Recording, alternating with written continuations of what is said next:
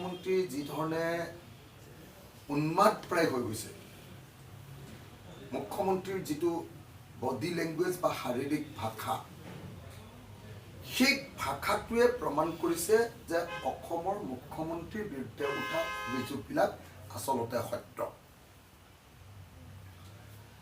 এটা যদি একেবাৰে বেছলেছ অভিযোগ কোনোবাই উত্থাপন কৰে, তেতিয়াহ'লে মানুহে হাঁহি হাঁহি এইবিলাক কি সাধু কথা কৈছে বুলি লাহেকে সেই অভিযোগটো নাকচ কৰিলেহেঁতেন।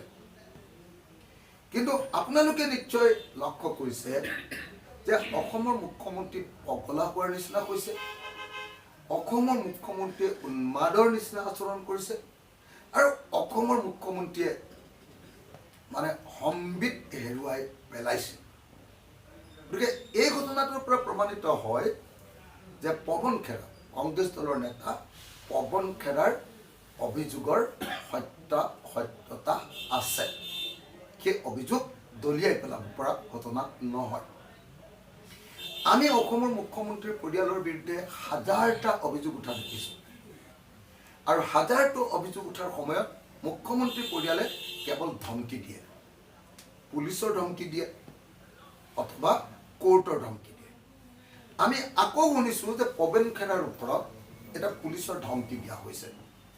মই কংগ্ৰেছ নেতা পৱন খেৰাৰ বিৰুদ্ধে যি পুলিচি কাৰবাৰ হিমন্ত বিশ্ব শৰ্মাই তেওঁ ক্ষমতাৰ অপপ্ৰয়োগ কৰি অমিত শ্বাহৰ সহযোগত যি ক্ষমতাৰ অপপ্ৰয়োগ কৰিছে তাক নিন্দা কৰিছোঁ। আৰু পৱন খেৰাৰ বিৰুদ্ধে যি পুলিচি নিৰ্যাতন চলাব কৰিছে, পৱন খেৰাৰ ঘৰ যি ধৰণে অসম পুলিচে গৈ ঘেৰাও কৰিছে, এইটোক আমি নিন্দা কৰিছোঁ। মই পৱন খেৰাৰ বাক স্বাধীনতা, তেখেতৰ প্ৰত্যেকজন মানুহৰে অভিযোগ কৰাৰ অধিকাৰ আছে, আচৰণ কৰিছে, আৰু কেতিয়াও কোনেও ব্যৱহাৰ নকৰা শব্দ কিছুমান ব্যৱহাৰ কৰিছে আৰু ব্যক্তিগত আক্ৰমণ কৰিছে। বিশেষভাৱে DY 365ক আৰু অসমীয়া প্ৰতিদিন গোষ্ঠীক যিধৰণে আক্ৰমণ কৰিছে, সেই আক্ৰমণৰ ঘটনা কেৱল নিন্দনীয় নহয়, সেই আক্ৰমণৰ ঘটনাই অসমৰ মুখ্যমন্ত্ৰীৰ যে ৰাজনীতি কৰাৰ কোনো যোগ্যতা নাই। সকলোৱে জানে এজন বিধায়কৰ পদ তেতিয়া খাৰিজ হয় যেতিয়া তেওঁৰ মানসিক সন্তুলন হেৰুৱাই পেলায়। অসমৰ মুখ্যমন্ত্ৰীৰ মানসিক সন্তুলন হেৰাই গৈছে, আৰু সেইকাৰণে অসমৰ মুখ্যমন্ত্ৰীৰ পৰা পদত্যাগ কৰোৱাৰ ব্যৱস্থা কৰিব লাগে, মুখ্যমন্ত্ৰীৰ পৰা আঁতৰাই দিব লাগে, আৰু তেওঁৰ যি প্ৰাৰ্থিত্ব, বৰ্তমানৰ নিৰ্বাচনৰ যি প্ৰাৰ্থিত্ব, সেই প্ৰাৰ্থিত্ব বাতিল কৰিব লাগে। কাৰণ অসমৰ মুখ্যমন্ত্ৰী আৰু এতিয়া মানসিকভাৱে সুস্থ হৈ থকা নাই, তেওঁ মানসিকভাৱে অসুস্থ এজন ব্যক্তিত পৰিণত হৈছে। গতিকে তেওঁ যিকোনো কাম কৰিব পাৰে। মই আপোনালোকৰ সংবাদ মাধ্যমকো অনুৰোধ জনাইছোঁ যে অসমৰ মুখ্যমন্ত্ৰীৰ সংবাদ মেললৈ গ'লে আপোনালোকে কাইণ্ডলি আগফালে পুলিচ ৰখাই থ'ব। যিকোনো সময়তে আপোনালোকক শাৰীৰিক আক্ৰমণ কৰিব পাৰে মুখ্যমন্ত্ৰীয়ে, আৰু তাতকৈ ডাঙৰ কথা, অসমৰ মুখ্যমন্ত্ৰীয়ে যিকোনো সময়ত আপোনালোকক শাৰীৰিক আক্ৰমণটো আছেই, যিকোনো সময়ত তেওঁ দাঁতেৰে কামুৰি দিব পাৰে। তেওঁৰ যিটো মই পৰিৱেশ দেখিছোঁ, আৰু তেতিয়া সেইটো বৰ ডাঙৰ ঘটনা ঘটিব। গতিকে মই আপোনালোকক সকলো সাংবাদিককে বিনম্ৰভাৱে অনুৰোধ জনাইছোঁ যাতে অসমৰ সাংবাদিকসকল অসমৰ মুখ্যমন্ত্ৰীৰ পৰা সাৱধানে থাকে। মই আকৌ এবাৰ কথাকেইটা ৰিপিট কৰি দিছোঁ যে অসমৰ মুখ্যমন্ত্ৰীৰ পত্নীক অনতিবিলম্বে গ্ৰেপ্তাৰ কৰিব লাগে। অসমৰ মুখ্যমন্ত্ৰীয়ে তেওঁৰ বিৰুদ্ধে উঠা গুৰুত্বপূৰ্ণ অভিযোগবিলাকৰ কাৰণে পদত্যাগ কৰি CBI তদন্ত ঘোষণা কৰিব লাগে। অসমৰ মুখ্যমন্ত্ৰীয়ে বৰ্তমান মানসিক সন্তুলন হেৰুৱাই পেলাইছে, তেওঁ মানসিকভাৱে অসুস্থ, মেণ্টেলি ইল। গতিকে তেখেতৰ প্ৰাৰ্থিত্ব বাতিল কৰাৰ ব্যৱস্থা কৰিব লাগে। তেখেতে প্ৰাৰ্থিত্ব ৰাখিব পৰা আৰু মুখ্যমন্ত্ৰীৰ আসনখনত বহিব পৰাৰ যোগ্যতা এতিয়া নাই, মানসিক সন্তুলন হেৰুৱাই পেলোৱাৰ কাৰণে। গতিকে তেওঁ এই মুহূৰ্তত ৰাজনৈতিকভাৱে সন্ন্যাস ল'বৰ কাৰণে মই আহ্বান জনাইছোঁ। এতিয়া এইবাৰ মই আৰু সাংবাদিকসকলৰ প্ৰতি যি অকৃষ্ট অভদ্ৰ আচৰণ কৰিছে, তাৰ কাৰণে তেখেতক নিন্দা কৰাই নহয়, মই সাংবাদিকসকলকো তেখেতৰ সংবাদ মেলৰ পৰা আঁতৰি থাকিবৰ কাৰণে অনুৰোধ জনাইছোঁ। এইবাৰ মই আমাৰ সংবাদ মেলৰ মূল বিষয়টোলৈ আহিছোঁ। মই আপোনালোকৰ সন্মুখত ঘোষণা কৰি থৈছিলোঁ যে নিৰ্বাচনৰ আগে আগে অসমৰ আটাইতকৈ ডাঙৰ হত্যাকাৰী গুপ্ত হত্যাকাৰী জয়ন্ত হাজৰিকা ওৰফে কুশল দুৱৰীৰ হত্যাকাণ্ডৰ তালিকা তেওঁ কৰা হত্যাকাণ্ডৰ তালিকা প্ৰকাশ কৰিম। আজি মই আপোনালোকৰ সন্মুখত 63জন মানুহৰ 64জন মানুহৰ 64জন মানুহৰ হত্যা কৰা 64জন মানুহক হত্যা কৰাৰ এখন তালিকা আপোনালোকৰ সন্মুখত প্ৰকাশ কৰিব খুজিছোঁ। জয়ন্ত হাজৰিকা ওৰফে কুশল দুৱৰীয়ে যি 64জন মানুহক হত্যা কৰিছে, এই 64জন মানুহক হত্যা কৰা সন্দৰ্ভত অসম চৰকাৰে তৈয়াৰ কৰি দিয়া The second supplementary report of Justice K.N. Soikia Commission of Inquiry on the third group of 10 cases on secret killing submitted to the government of Assam on March 15, 2007. 2007 চনত জাষ্টিছ K.N. Soikiaৰ কমিশ্যন যিখন আছিলে গুপ্ত হত্যাৰ প্ৰতিবেদন, সেই যি গুপ্ত হত্যাৰ প্ৰতিবেদন 4টা খণ্ডৰ গুপ্ত হত্যাৰ প্ৰতিবেদন আপোনালোকে নিশ্চয় জানে। এখন গুপ্ত হত্যাৰ প্ৰতিবেদন K.N. Soikia justice K.N. Soikia গুপ্ত হত্যাৰ প্ৰতিবেদন। এইখন হ'ল প্ৰথমখন গুপ্ত হত্যাৰ প্ৰতিবেদন। এইখন একদম প্ৰথমখন, মানে এইখন হ'ল চিক্ৰেট কিলিঙৰ একদম প্ৰথম গুপ্ত হত্যাৰ প্ৰতিবেদন। এইখন চিক্ৰেট কিলিঙৰ আচল গুপ্ত হত্যাৰ প্ৰতিবেদন জাষ্টিছ K.N. Soikia। আপোনালোকে এখন ৰাইজক দেখুৱাব পাৰে। 2 ফাৰ্ষ্ট ছাপ্লিমেণ্টেৰী, সেইখন মূল প্ৰতিবেদনখনৰ পাছত আৰু এখন প্ৰতিবেদন প্ৰকাশ কৰিছিলে। এইখন হ'ল দ্বিতীয় গুপ্ত হত্যাৰ প্ৰতিবেদন। তাৰপিছত তৃতীয় গুপ্ত হত্যাৰ প্ৰতিবেদন, ছেকেণ্ড গুপ্ত হত্যাৰ মানে ছেকেণ্ড ছাপ্লিমেণ্টেৰী, দ্বিতীয়টো অতিৰিক্ত যিটো গুপ্ত হত্যা মানে অৰ্থাৎ 3 নম্বৰখন প্ৰতিবেদন এখন, আৰু শেহতীয়া একদম লাষ্ট প্ৰতিবেদন যিখন last supplementary report of the Justice K.N. Soikia Commission of Inquiry on the last group of 10 cases, এই যিটো গুপ্ত হত্যাৰ চতুৰ্থখন প্ৰতিবেদন, এই চতুৰ্থখন প্ৰতিবেদনো আপোনালোকৰ সন্মুখত মই দাঙি ধৰিছোঁ।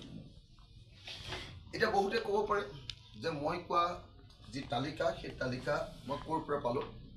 মই এই তালিকা সংগ্ৰহ কৰিছোঁ অসমৰ বাতৰি কাগজবিলাকত সেই সময়ত কৰা ৰিপৰ্টিঙৰ ভিত্তিত, আৰু তাৰ ভিত্তিত যিবিলাক পুলিচৰ FIR আছিল, সেই কেছবিলাকৰ ওপৰত যিবিলাক পুলিচৰ FIR আছিলে, সেই FIR বিলাকৰ ওপৰত কৰা এটা গৱেষণাৰ ফলস্বৰূপে আমি কোন মানুহক হত্যা কৰিছিলে সেই হত্যাৰ তালিকাখন প্ৰকাশ কৰিছোঁ।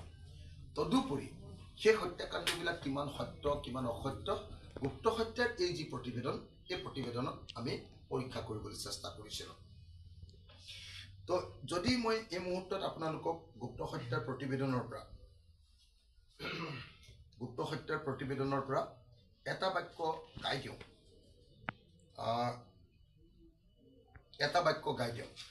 যে গুপ্ত হত্যাৰ প্ৰতিবেদনত কুশল দুৱৰীৰ নামটো, কুশল দুৱৰী বা জয়ন্ত হাজৰিকাৰ নামটো কি বুলি আছে।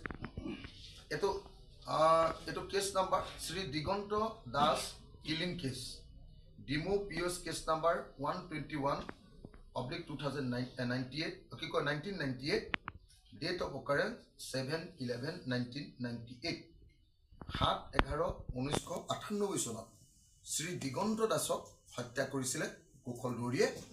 সেই কুশল দুৱৰীৰ গোটেই ৰিপৰ্টটো ইয়াত আছে, আৰু সেই ৰিপৰ্টৰ ভিত্তিত ইয়াত কৈছে the circumstances leading to killing of Shri Diganta Das, the identity of the killer and their accomplices. ইয়াত আইডেণ্টিফাই কৰিছে যে কোনে হত্যা কৰিছে, হত্যা কৰোঁতে সেইটো আইডেণ্টিফাই কৰি উলিয়াইছে যে জয়ন্ত হাজৰিকাই হত্যা কৰিছে। তাৰ পাছত ৰিকমেণ্ডেশ্যন যিটো দিছে,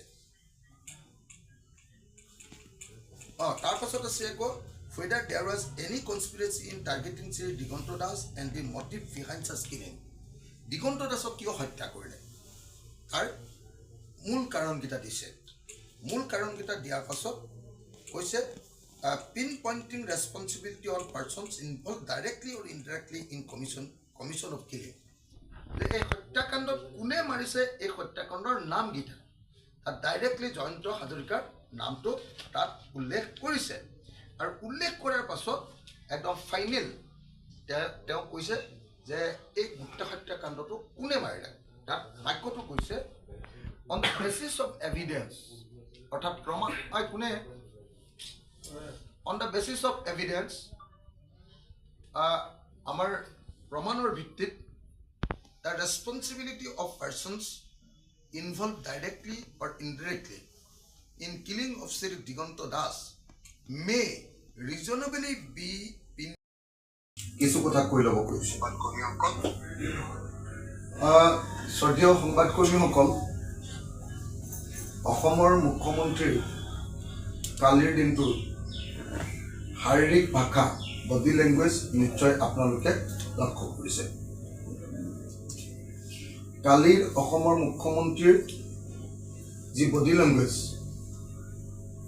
সেই বডি লেংগুৱেজে প্ৰমাণ কৰিছে যে অসমৰ মুখ্যমন্ত্ৰী মোটামুটি ধৰণে তেওঁ বিবেক শূন্য হৈ গৈছে তেওঁৰ সম্বিত হেৰুৱাইছে আৰু তেওঁৰ বডি লেংগুৱেজে 2026 চনৰ বিধানসভা নিৰ্বাচনত বিজেপি যে হাৰিব তাৰ স্পষ্ট ইংগিত প্ৰদান কৰিছে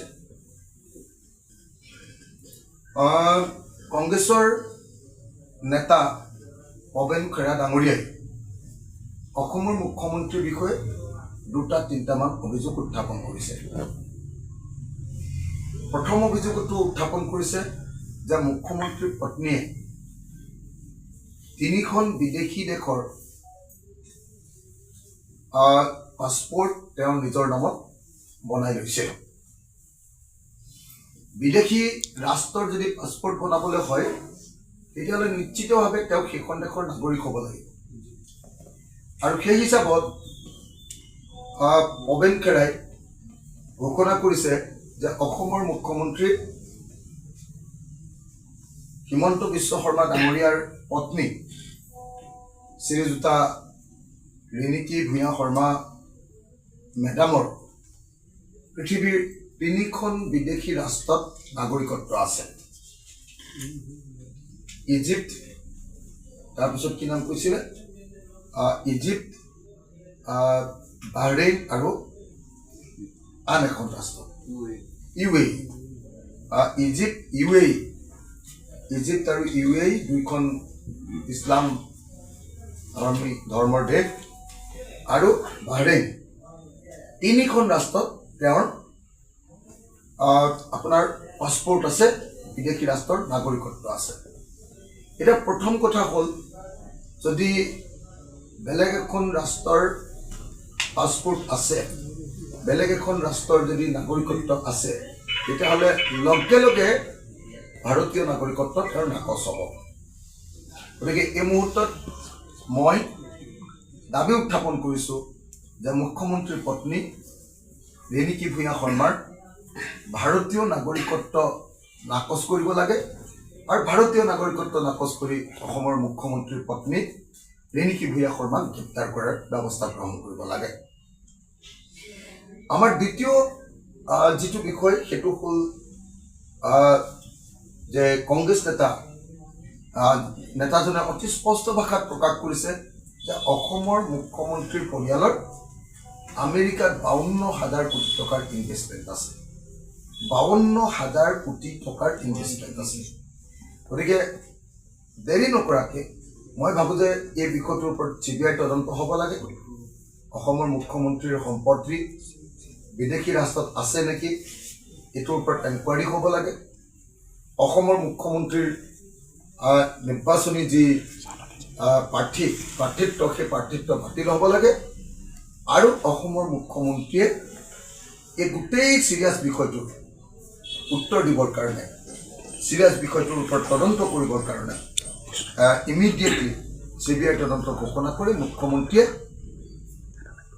ফেয়াৰ এটা ইনভেষ্টিগেশ্যনৰ কাৰণে মুখ্যমন্ত্ৰীয়ে পদত্যাগ কৰাৰ ব্যৱস্থা গ্ৰহণ কৰিব লাগে গতিকে ৰাইজৰ দলৰ আজিৰ দিনটোৰ দাবী হ'ল অসমৰ মুখ্যমন্ত্ৰীৰ পত্নী ৰিণিকী ভূঞা শৰ্মা ডাঙৰীয়ানীক গ্ৰেপ্তাৰ কৰিব লাগে আৰু তেওঁৰ ভাৰতীয় নাগৰিকত্ব নাকচ কৰিব লাগে।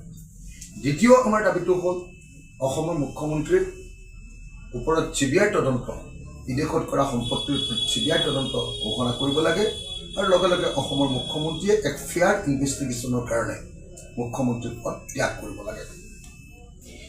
কিন্তু অসমৰ মুখ্যমন্ত্ৰীৰ ওপৰত কংগ্ৰেছ দলৰ অভিযোগ অহাৰ লগে লগে অসমৰ মুখ্যমন্ত্ৰী যি ধৰণে উন্মাদ প্ৰায় হৈ গৈছে, মুখ্যমন্ত্ৰীৰ যিটো বডি লেংগুৱেজ বা শাৰীৰিক ভাষা, সেই ভাষাটোৱে প্ৰমাণ কৰিছে যে অসমৰ মুখ্যমন্ত্ৰীৰ বিৰুদ্ধে উঠা অভিযোগবিলাক আচলতে সত্য।